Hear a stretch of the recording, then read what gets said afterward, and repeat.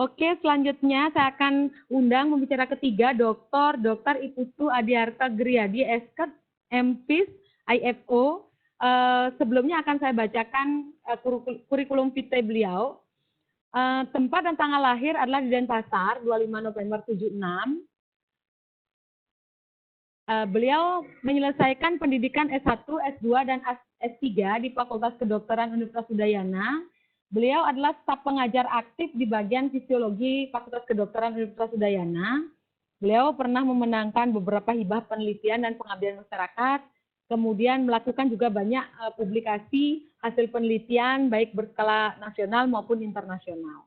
Dalam 30 menit ke depan kita akan mendengarkan pemaparan secara online dari Dr. Iputu Adiarta Griadi, SK, MPhis, IFO. Untuk tempat dan waktu kami persilakan. Silakan dokter.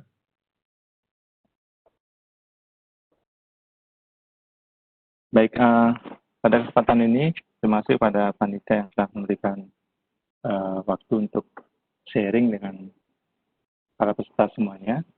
Mungkin sedikit berbeda dengan materi yang sudah disampaikan Prof. Dawi, Dr. Dewa.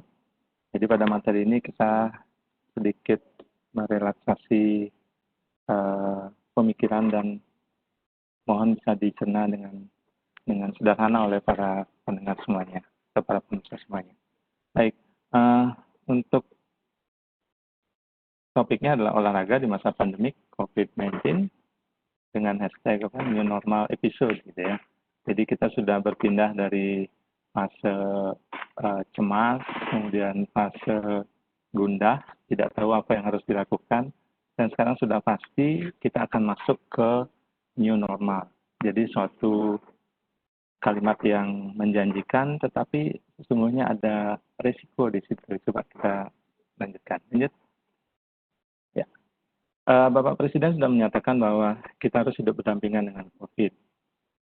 Mungkin banyak yang memperdebatkan hidup berdampingan, tapi dalam pendapat saya ada satu hal yang sangat mendasar di situ. Jadi kita harus melakukan semuanya sendiri untuk bisa survive. Dalam artian sendiri adalah kita akan bergantung sepenuhnya, seperti yang tadi sudah disampaikan oleh Dr. Dewa tentang imunitas tubuh. Kemudian kita harus memiliki suatu kemampuan untuk mencari jalan keluar. Kira-kira bagaimana cara kita berdampingan seperti yang diamanatkan oleh Bapak Presiden. Berikutnya. Ya. Nah, satu quote yang mungkin bisa kita lisik adalah sebelum kita berperang, kita harus memenangkan pemikiran kita sendiri, baru kita pergi berperang. Tapi seorang prajurit yang kalah, dia akan pergi berperang dulu, kemudian baru mencari-cari kemenangan. Nah, sehingga ini sangat relevan dengan kondisi kita sekarang. Jadi kita harus paham apa yang harus kita kerjakan di masa new normal. Jadi tidak terjun langsung tanpa suatu pengetahuan atau knowledge yang bisa membantu kita untuk memenangkan peperangan itu sendiri. Berikutnya. Ya, secara umum mungkin strategi yang harus kita lakukan adalah yang pertama tentu menghindari paparan virus. Itu sudah pasti karena ada agent di sini. Jadi sesuai dengan teori yang ada, kita harus menghindari paparan virus tentu dengan suatu cara hidup bersih, sehat secara individu maupun secara kolektif. Ada kata kolektif karena kita tidak akan bisa memenangkan peperangan ini hanya dengan sendiri, tapi kita memerlukan bantuan dari lingkungan secara kolektif. Nah, yang kedua adalah dengan meningkatkan imunitas tubuh. Jadi, menghindari paparan virus, tetapi di sisi lain kita harus meningkatkan imunitas tubuh. Nah, ini menjadi menarik karena tiba-tiba kita menjadi sadar bahwa kita memerlukan nutrisi yang sehat, kita perlu melakukan gerak untuk kesehatan, dan kita juga akhirnya menyadari bahwa kesehatan pikiran juga akan menentukan imunitas yang kita miliki. Berikutnya. Ya, salah satu rekomendasi yang sering sekali kita dengar adalah berolahraga. Jadi banyak situs, banyak website, banyak anjuran bahwa berolahraga untuk meningkatkan imunitas, berolahraga untuk meningkatkan imunitas. Ini suatu anjuran yang sangat menarik karena kita selama ini mungkin melupakannya, tapi sekarang tiba-tiba kita ingat untuk survive kita harus berolahraga. Nah, yang akan kita lakukan saat ini adalah kita menelisik olahraga yang bagaimana yang bisa menjaga imun kita. Karena pada dasarnya olahraga juga memiliki risiko untuk mengakibatkan tubuh kita menjadi imunitasnya menurun. Berikutnya. Ya, pertanyaannya adalah apakah ketika kita berolahraga pada masa pandemik akan sama dengan saat kita berolahraga pada fase non-pandemik? Ya, jadi itu pertanyaan secara mendasarnya. Jadi kita tidak bisa memperlakukan kegiatan berolahraga seperti halnya pada kondisi non-pandemik. Kenapa demikian? Karena pada fase pandemik ini kita memiliki risiko terinfeksi. Jadi kita tidak tahu virus itu ada di mana, tapi risiko itu ada dan cukup tinggi. Nah, kemudian hal yang kedua yang sangat menarik, mungkin kita introspeksi sedikit, jadi ada stres psikologis yang sangat menumpuk di fase ini. Jadi kita mengalami stres psikis, sadar atau tidak sadar, work from home, tetapi ada interaksi yang meningkat antara anggota keluarga, kemudian ada juga yang mengalami pemutusan hubungan kerja dan sebagainya, dan di situ ada stres psikologis yang menumpuk. Sehingga satu hal yang perlu kita garis bawahi adalah jangan sampai kita berolahraga akan menambah stres bagi tubuh kita. Berikutnya. Sehingga yang akan kita lihat nanti adalah bagaimana aspek ilmiah dari olahraga dan imunitas hubungannya, kemudian apa yang perlu kita kerjakan, kita harus mengevaluasi kapasitas diri sendiri, dan yang berikutnya adalah menghitung dosis olahraga yang tepat. Karena ada hitung-hitungannya juga sedikit, walaupun tidak begitu rumit, tapi kita perlu tahu dan bagaimana hidrasi dan nutrisi itu harus kita jaga pada saat berolahraga. Berikutnya. Ya.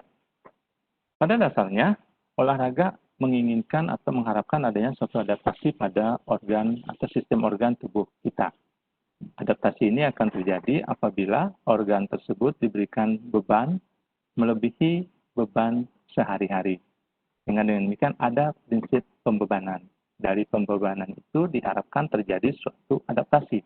Itu adalah suatu hal mendasar dari manfaat yang akan kita terima dari suatu kegiatan berolahraga.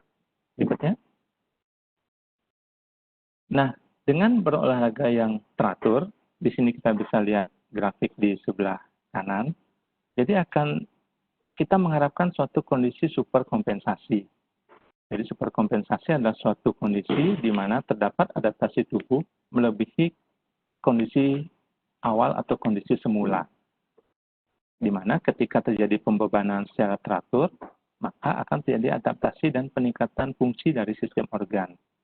Jadi pada gambar akan terlihat, ketika kita memberikan suatu stres ataupun olahraga ataupun training ataupun pelatihan, maka tubuh akan mengalami suatu kondisi respon stres, ya, poin 1. Kemudian ketika kita rest dan beristirahat, maka akan terjadi suatu peningkatan di gambar poin nomor 2. Kemudian setelah kita pulih kembali, kita akan kembali ke titik nomor 3. Yang mana titik 3 lebih tinggi kondisinya dari titik semula. Nah, ini adalah suatu kondisi yang kita harapkan dari suatu program olahraga yang baik. Namun, kita lihat juga ada titik 4 atau garis 4. Garis 4 itu adalah suatu kondisi ketika beban yang kita berikan sangat berat, sehingga tubuh tidak mampu kembali ke kondisi awal ataupun bahkan lebih tinggi dari kondisi awal. Nah, apabila respon ini kita ulang terus-menerus dengan takaran yang tepat, maka akan kita lihat bahwa titik akhir akan selalu lebih tinggi dari kondisi awalnya. Nah, itulah yang disebut sebagai superkompensasi. Dan ingat, ini adalah kondisi ketika hidup normal atau hidup tanpa pandemik, gitu ya. Jadi pada kondisi atau situasi normal. Berikutnya. Ya. Dalam olahraga itu sendiri, sangat dikenal istilah atau hasil penelitian yang disebut sebagai, yang digambarkan sebagai kurva J, ya. Kurva J. Ini adalah kurva yang merupakan hasil penelitian secara epidemiologi dan juga eksperimental yang menunjukkan hubungan antara latihan dengan efek imunitas tubuh. Ya, jadi spesifik terhadap sistem imunitas, maka hasil penelitian menunjukkan adanya kurva J. Nah, apa itu kurva J? Kurva J adalah pada kondisi normal atau sedentary, ketika dihubungkan dengan risiko infeksi, maka seseorang akan memiliki resiko infeksi seperti layaknya orang umum biasa. Tetapi ketika seseorang melakukan aktivitas olahraga moderate, ya, jadi 40-50% akan mengalami penurunan resiko infeksi. Jadi lihat menurun. Tetapi ketika seseorang melakukan olahraga dengan sangat berat atau dengan takaran yang salah, maka justru akan mengakibatkan peningkatan risiko infeksi jauh melebihi kondisi orang yang tidak berolahraga. Nah, ini adalah suatu kurva yang sangat menarik dan bisa memberikan kita gambaran umum tentang efek olahraga yang apabila dilakukan dengan benar bisa memberikan manfaat, tetapi apabila kita salah melakukannya, justru akan menempatkan kita pada risiko yang lebih tinggi dibandingkan orang yang tidak berolahraga.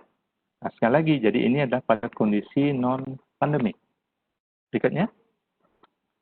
Nah, banyak juga penelitian yang menunjukkan bahwa suatu olahraga yang dilakukan dalam jangka waktu yang panjang, cukup berat, dibandingkan dengan olahraga yang ringan, sedang, menunjukkan adanya suatu respon imunitas yang sifatnya respon inflammatori, jadi respon peradangan dibandingkan dengan olahraga yang sifatnya ringan dan sedang.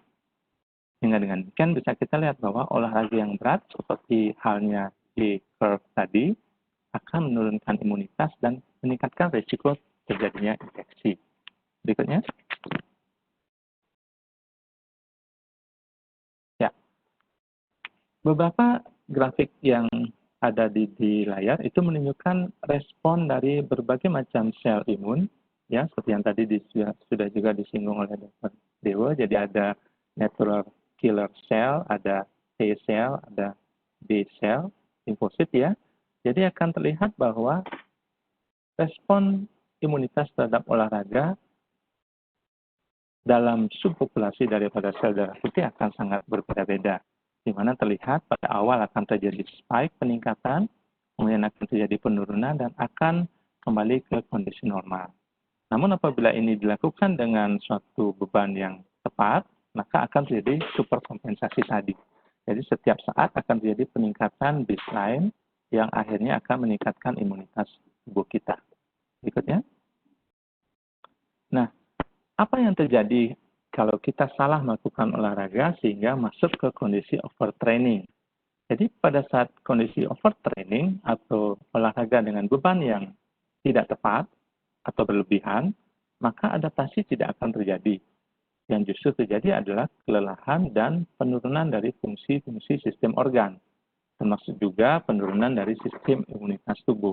Nah, ini yang perlu dicermati. Jadi pada saat pandemik semacam yang kita alami saat ini, kemudian kita akan masuk ke kondisi atau episode new normal, di mana kita akan berhadapan langsung dengan risiko infeksi. Satu hal yang harus kita hindari adalah terjadinya overtraining. Nah, bagaimana gambaran overtraining untuk lebih mudah dipahami berikutnya? Ya, ini yang disebut sebagai open window period. Jadi open window period adalah suatu periode di mana kita membuka jendela dan memiliki risiko untuk terinfeksi terhadap agen dari luar, termasuk juga infeksi dari virus corona saat ini. Nah, ketika kita melakukan suatu moderate exercise, maka imun respon akan mengalami peningkatan dan akan kembali ke kondisi awal, dan apabila dilakukan dengan teratur, maka akan terjadi peningkatan kondisi imunitas tubuh. Tetapi ketika kita mengalami overtraining atau latihan berlebih, maka yang terjadi adalah penurunan fungsi imunitas yang jauh di bawah kondisi awal. Sehingga dengan demikian akan ada suatu kondisi periode yang disebut sebagai open window period. Jadi pada kondisi inilah kita akan mengalami suatu risiko infeksi.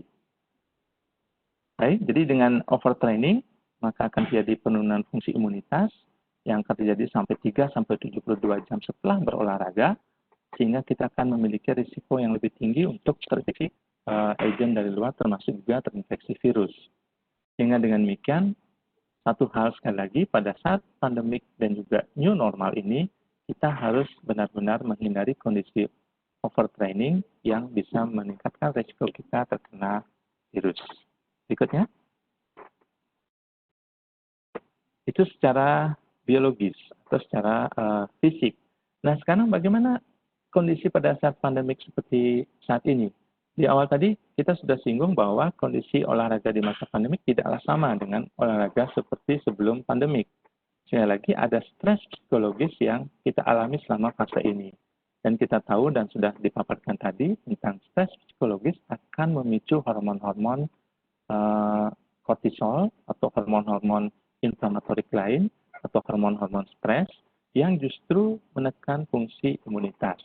Sehingga kita menghadapi berbagai macam serangan dari berbagai macam penjuru. Satu, tentang risiko infeksi. Kedua, kita memiliki stres psikologis yang bisa menurunkan imunitas. Dan sekali lagi, jangan sampai kita berolahraga justru menambah beban fisik yang justru akan menurunkan imunitas tubuh kita. Berikutnya. Jadi satu hal yang penting adalah pada masa pandemik ini sangat penting untuk mengatur dosis olahraga yang tepat agar tidak terjadi overtraining yang dapat meningkatkan terinfeksi, risiko untuk terinfeksi virus. Maksudnya? Ya, apa yang harus kita lakukan? Satu hal yang harus kita lakukan adalah kita harus melakukan olahraga secara berdasarkan satu bukti-bukti ilmiah atau scientific base atau melakukan analisa sebelum kita berolahraga.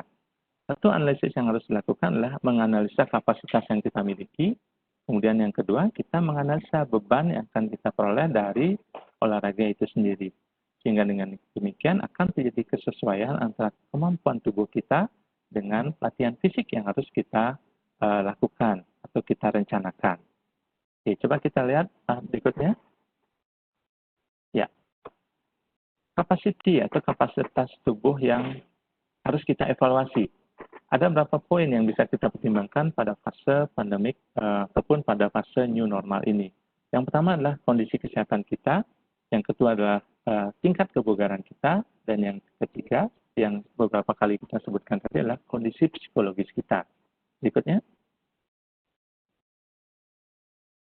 Ya. Apabila kita ingin berolahraga, yang pertama kita pertimbangkan adalah bagaimana kondisi kesehatan kita. Karena kita harus menempatkan olahraga sebagai suatu usaha preventif atau suatu usaha pencegahan. Sehingga dengan demikian apabila kita sudah mengalami sakit, walaupun itu secara klinis muncul gejala, maupun pada kondisi-kondisi yang kita sadar bahwa tubuh kita sedikit lelah, maka dianjurkan untuk tidak melakukan olahraga. Kita harus istirahat dahulu, kemudian terbebas dari kondisi sakit. Nah, setelah itu baru kita persiapkan diri untuk pencegahan pada fase-fase berikutnya. Nah, kemudian bagaimana dengan seorang yang menderita penyakit kronis, misalkan penyakit jantung, diabetes, dan sebagainya? Dosis olahraga pada kondisi-kondisi penyakit kronis itu perlu dihitung dengan lebih cermat. Jadi ada suatu perhitungan-perhitungan spesifik yang harus kita lakukan.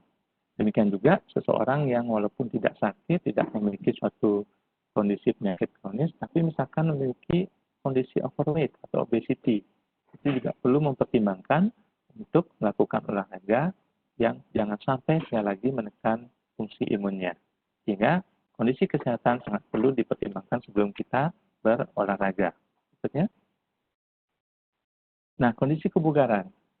Seseorang yang memiliki kebugaran fisik yang baik, atau misalkan kita lihat bahwa mereka rajin berolahraga selama ini, kemudian rajin melakukan aktivitas fisik, menghindari kondisi sedentary, maka dia akan memiliki tingkat imunitas yang lebih baik dibandingkan mereka yang jarang berolahraga ataupun yang lebih sering dalam kondisi sedentary.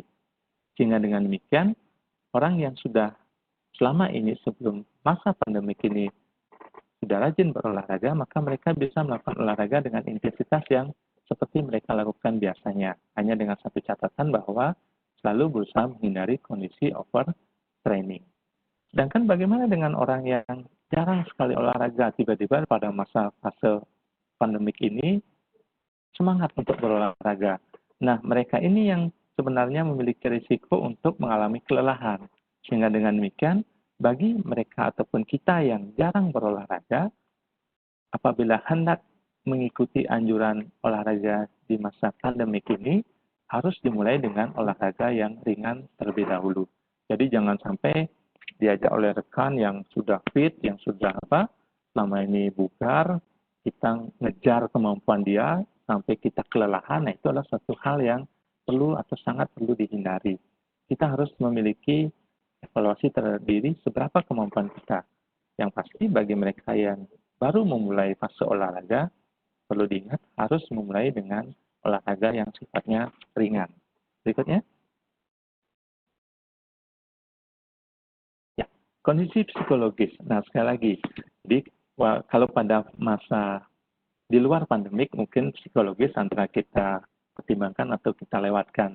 Tapi pada fase ini seyogianya perlu mendapatkan pertimbangan yang baik. Dengan demikian apabila kita ingin berolahraga, perlu kita cek dulu apakah kita sedang mengalami stres atau sedang mengalami tekanan psikologis. Nah, apabila dalam kondisi tersebut, sekali lagi kita harus memulai dengan olahraga yang ringan terlebih dahulu. Jadi jangan sampai juga kita istilahnya melampiaskan kemarahan pada olahraga. Nah, itu justru akan berisiko untuk menurunkan imunitas kita dan justru akan meningkatkan risiko terinfeksi pada fase pandemik atau new normal nanti. Nah, itulah yang harus kita evaluasi terhadap kondisi-kondisi dalam diri kita. Nah, sekarang berikutnya, bagaimana kita mengevaluasi beban pelatihan? Next. Ya. Nah, pelatihan yang dianjurkan pada olahraga adalah pelatihan yang komprehensif. Jadi, mungkin yang umum kita tahu adalah jogging, lari, atau naik sepeda. Tapi sebenarnya ada beberapa latihan lain yang harus dilakukan agar kebugaran kita bisa tercapai. Nah, latihan itu adalah latihan aerobik, seperti yang sudah umum kita tahu, seperti lari, jogging, naik sepeda, berenang, dan yang berikutnya adalah latihan otot.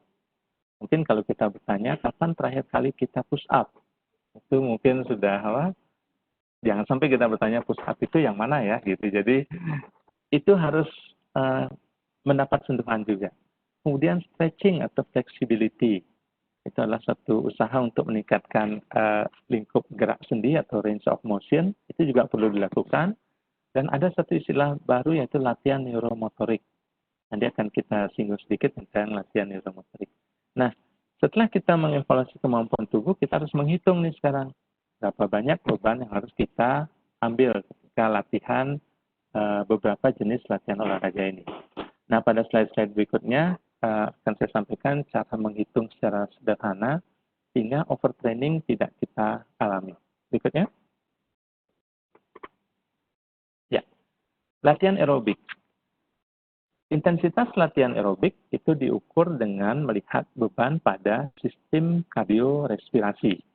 Nah, pada olahraga, kita melihat bahwa jantung dan paru itu menjadi satu kesatuan. Jadi, beban terhadap beban kardiorespirasi.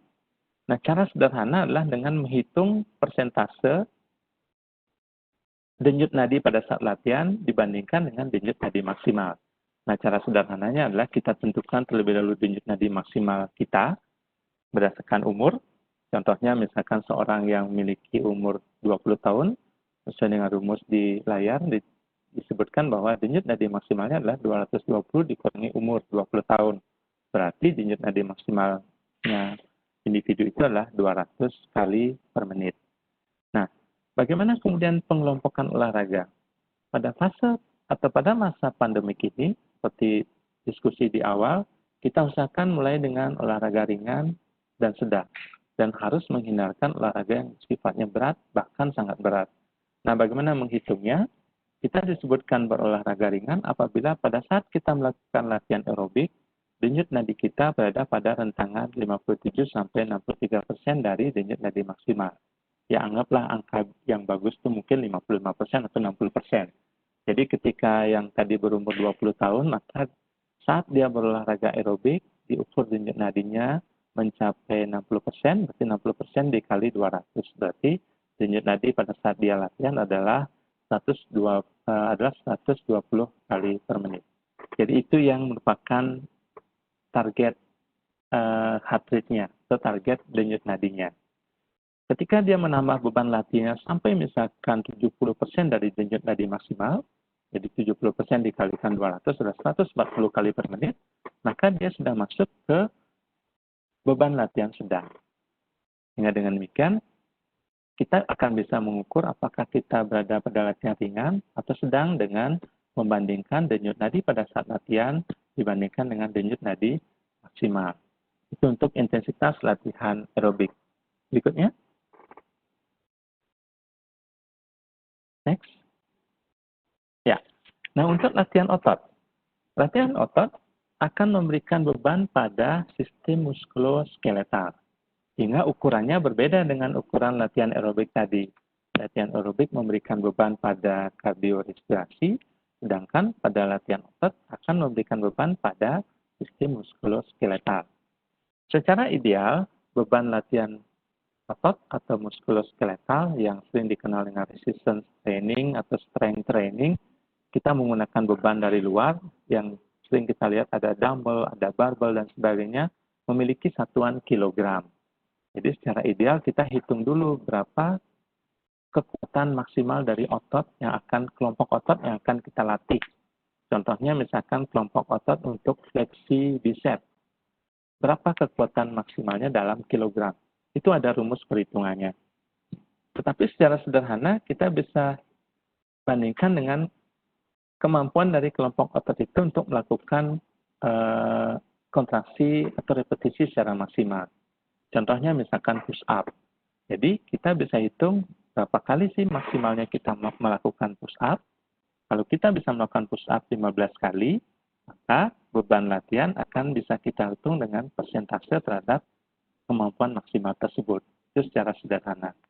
Jadi pada perhitungannya, kita anjurkan untuk melakukan olahraga latihan otot dengan beban ringan dan sedang. Jadi range-nya dari 30 sampai 70% dari kemampuan maksimal. Jadi secara teknis mungkin bagi mereka yang bisa push up 10 kali, jadi cukup melakukan latihan 3 set dikalikan dengan maksimal 70% dari kemampuan 10 kali tadi. Jadi 3 set dikalikan dengan 7 kali repetisi. Jadi seperti itu. Jadi mungkin istilah no pain, no gain perlu dihindari pada pelatihan olahraga. Jadi yang mungkin kita pakai adalah with a little pain we get gain. Jadi kita tidak perlu mati-matian untuk mencapai suatu kebugaran, tapi kita melakukan mencicil sedikit-sedikit untuk mencapai suatu tingkat kebugaran yang lebih baik. Itu untuk latihan otot. Berikutnya. Nah, untuk latihan fleksibilitas. Kenapa fleksibilitas menjadi cukup penting? Karena fleksibilitas akan memberikan kita satu kondisi penurunan untuk mengalami cedera. Mungkin kita pernah mengalami ketika kita ingin menjangkau sesuatu yang cukup jauh, maka otot kita sering merasa tertarik atau merasakan nyeri. Nah, itu adalah suatu contoh atau suatu kondisi akibat flexibility yang buruk.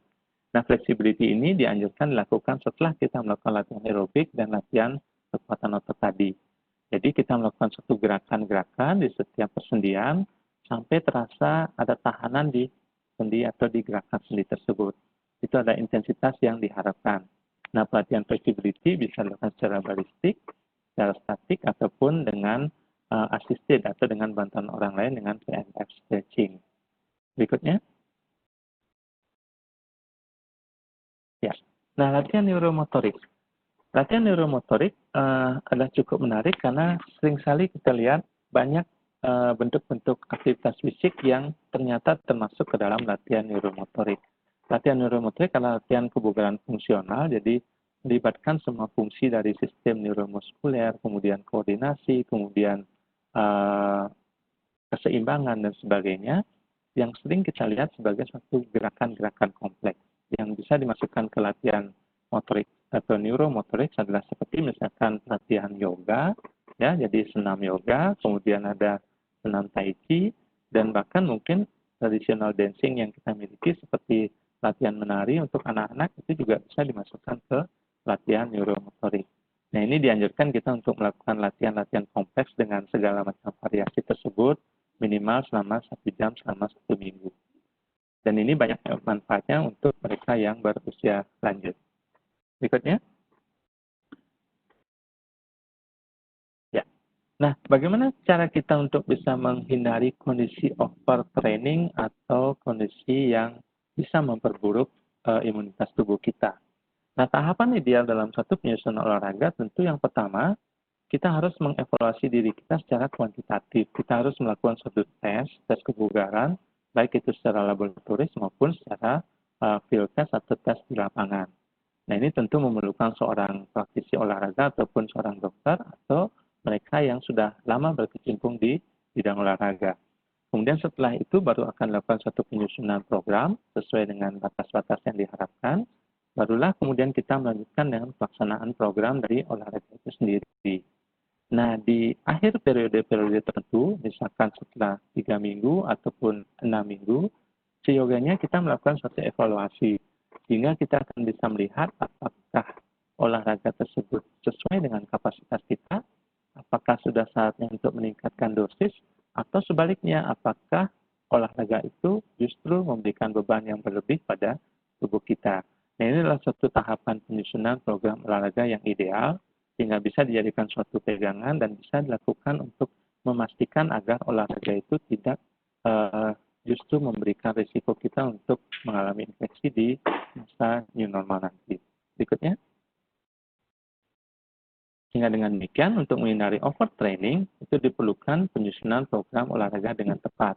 Jadi ada tepat dosis, tepat intensity, tepat frekuensi, dan tepat jenis sesuai dengan kapasitas tubuh kita. Berikutnya. Ya, kemudian bagaimana dengan hidrasi dan nutrisi? Sedikit tentang hidrasi dan nutrisi. Saat berolahraga, kita tidak bisa melepaskan diri dari kebutuhan cairan dan juga kebutuhan nutrisi. Berikutnya.